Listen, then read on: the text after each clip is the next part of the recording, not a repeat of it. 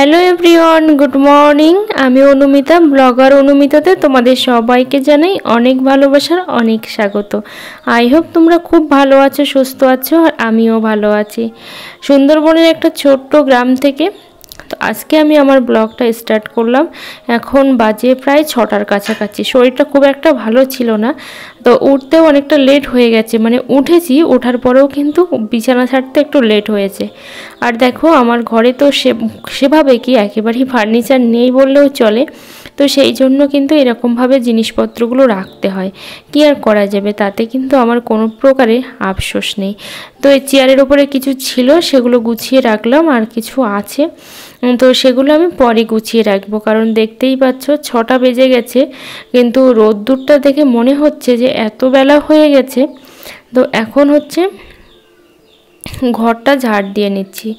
আর এখন আমি আমার ব্লগটা এখান থেকে স্টার্ট করলাম। তো আজকে এখন আমি গোপাল সোনা গোপু সোনাদের তুলিনি, কারণ ভাবছি একটু বেলার দিকে একেবারেই ভোগ লাগিয়ে দেব। কারণ এখন যেহেতু গরমকাল অতটা অসুবিধা হয় না।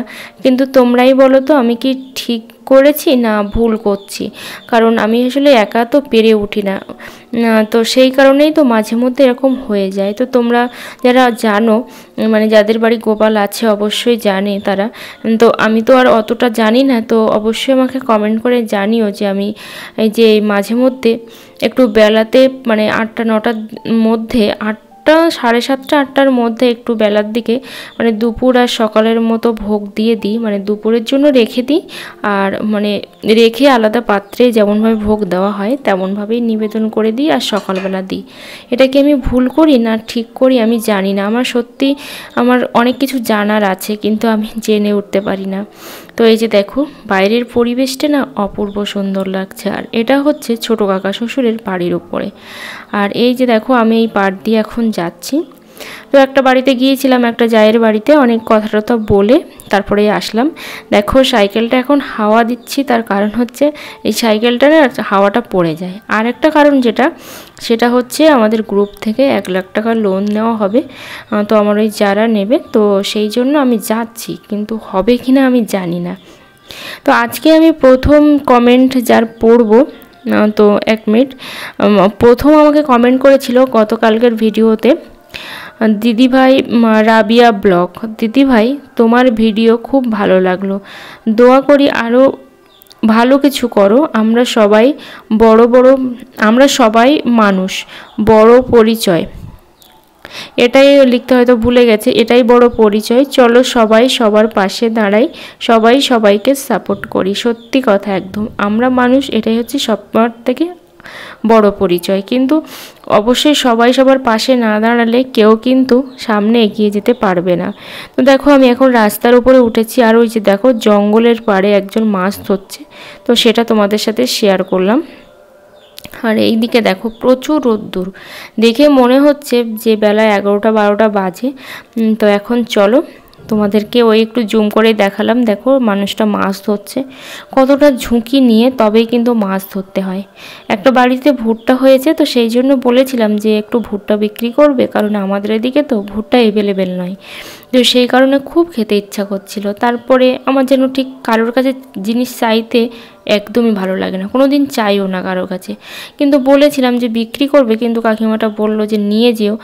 কিন্তু এমনভাবে হচ্ছে কাকুটা করছিল, ঠিক খারাপ লাগছিল, আমার ভীষণই খারাপ লাগছিল। যাই হোক কয়েকটা ভুট্টা দিয়েছে, কি অবস্থা অবশ্যই বাড়ি গিয়ে দেখাবো।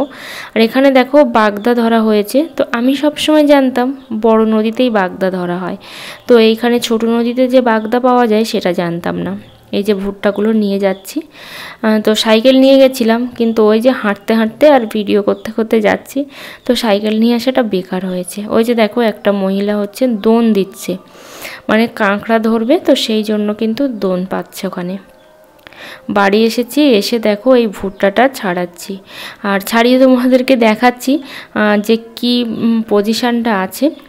আর আমি কয়েকটা ভিডিওর মানে কয়েকটা কমেন্টে রিপ্লাই দিয়ে নিই। তারপর লিখেছে অনির্বাণ ফাদিকার। তো আজকে সাউন্ড ছিল না কেন আমি জানি না, সত্যি কিছু বোঝা গেল না। তোমার শাশুড়ি বেশ ভালো, আর তুমি একদম মেয়ের মতো বাড়িতে রয়েছো, বাগানের আশ ভগবানের অশেষ কৃপা থাকুক তোমার মাথার উপর। Thank you so much. তো থ্যাংক ইউ বলে ছোটো করাটাও আমার ভুল হয়ে যাচ্ছে। সত্যি সবার আশীর্বাদ না হলে কিন্তু আমি সামনে এগিয়ে যেতে পারবো না। অবশ্যই সবার আশীর্বাদ আমার প্রয়োজন। তারপর me and my twin baby দিদিভাইটা লিখেছে, প্রত্যেক দিন আমাকে কমেন্ট করে, আমার ভীষণ ভালো লাগে যে বনু উঠোন ঝাড় দেওয়ার পর সবজি কাটতে কাটতে তোমার তথ্য সমৃদ্ধ কথাগুলো শুনলাম, আর এখন তোজো তানকে ঘুম পাড়াচ্ছি, তাই ফুল ওয়াচের জন্য ভিডিওটা চালিয়ে দিলাম। তো থ্যাংক ইউ দিদিভাই, তুমি যে প্রত্যেক দিন আমার ভিডিওতে এত সুন্দর সুন্দর কমেন্ট করো, আমার ভীষণ ভালো লাগে। তবে তোমাকে একটা কথা আমার বলার আছে, তো কথাটা জানি না ভুল না ঠিক সেটাও আমি জানি না, তবে একটা কথা তোমাকে বলি, তোমার ভিডিওগুলোও কিন্তু খুবই সুন্দর, কিন্তু তুমি চেষ্টা করো একটু ভিডিওগুলো না মানে তোমাকে রাখতে ভিডিওর মধ্যে বেশি করে। তো এটাই আমি বলবো, খারাপভাবে নিও না, কারণ সব কিছু তুমি দেখাও ঠিক আছে, কিন্তু তোমাকে একটু রেখো একটু বেশি করে, এটাই ভালো লাগবে। তারপরে দেখো একটা বোন হয়তো লিখেছে, কারণ আমাকেই দিদিভাই বলেছে, বেঙ্গলি ব্লগার শম্পা পাল।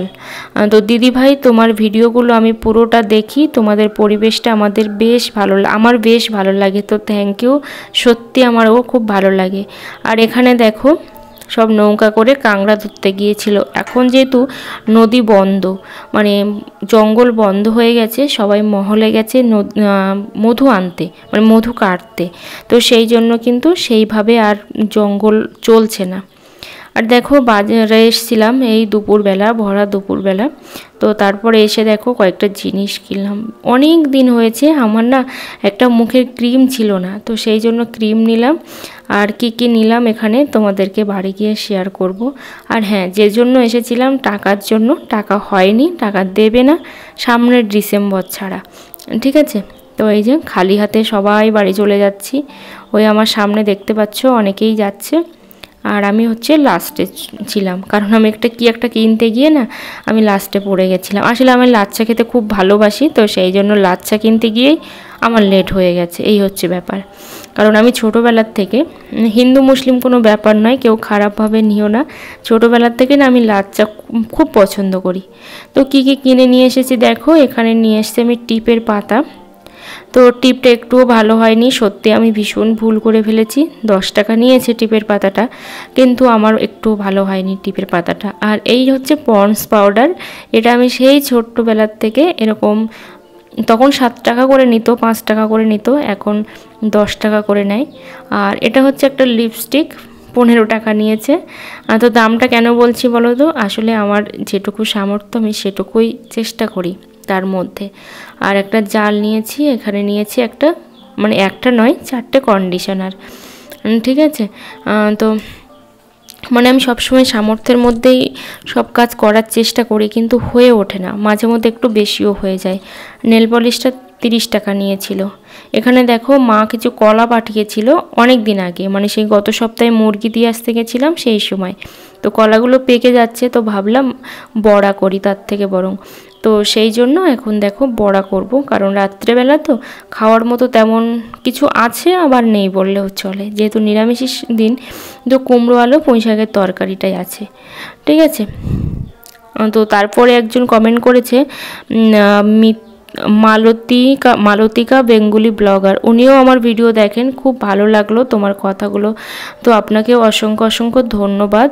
তো এখন আমি বড়াগুলো ভেজে নিচ্ছি, আর দেখো কয়েকটা ভাজবো।